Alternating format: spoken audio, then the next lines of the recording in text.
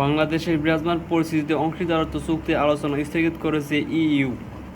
বাংলাদেশের সঙ্গে একটি নতুন অংশীদারত্ব ও সহযোগিতা চুক্তি নিয়ে আলোচনায় ইউরোপীয় ইউনিয়ন স্থগিত করেছে। আগামী সেপ্টেম্বর মাসে প্রথম দফার এই আলোচনা শুরু হওয়ার কথা ছিল, তবে বাংলাদেশের চলমান পরিস্থিতির আলোকে আলোচনা স্থগিত করা হয়েছে বলে ইইউর একজন মুখপাত্র জানিয়েছেন। ইউরোপীয় ইউনিয়নের ওই মুখপাত্র ইমেইলে জানিয়েছেন, আলোচনার জন্য নতুন কোনো তারিখ এখনও নির্ধারণ করা হয়নি।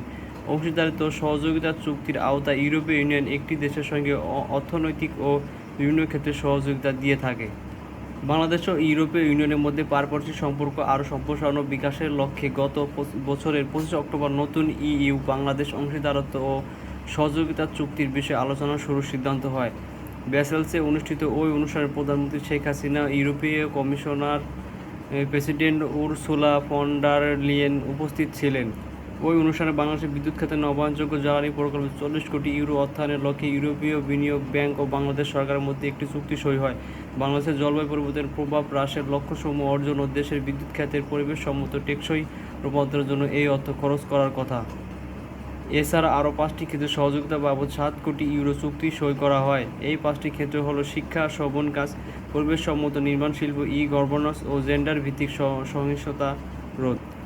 নতুন অংশীদারত্ব ও সহযোগিতা চুক্তি নিয়ে ইউরোপীয় ইউনিয়ন ও বাংলাদেশের মধ্যে প্রথম দফার আলোচনা স্থগিত করার এই সিদ্ধান্ত এসেছে সাম্প্রতিক কোঠা আন্দোলনকে কেন্দ্র করে ঘটা সহিংসতা ঘটনার প্রতি ইইউ-এর সাড়া হিসাবে ইইউ-এর মুখপাত্র বলেছেন, বিরাজমান পরিস্থিতির আলোকে আলোচনা স্থগিত করা হয়েছে।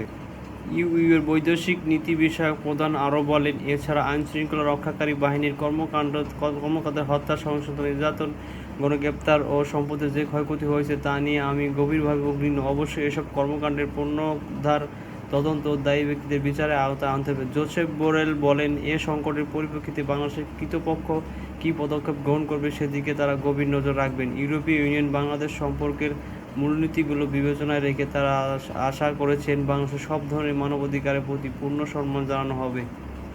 বাংলাদেশের সবচেয়ে বড় বাণিজ্য অংশীদার ইউরোপীয় ইউনিয়ন। 2023 সালে দেশের মোট বাণিজ্যের 20.7% হয়েছে এই জোটের দেশগুলোর সঙ্গে।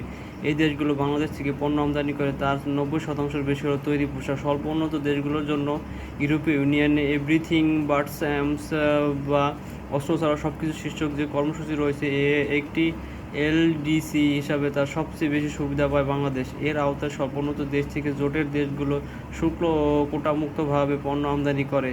শুধু এলডিসি দেশের অস্ত্র রপ্তানি এর সুবিধা পায় না। 2001 সালে এই ব্যবস্থা চালু করা হয়।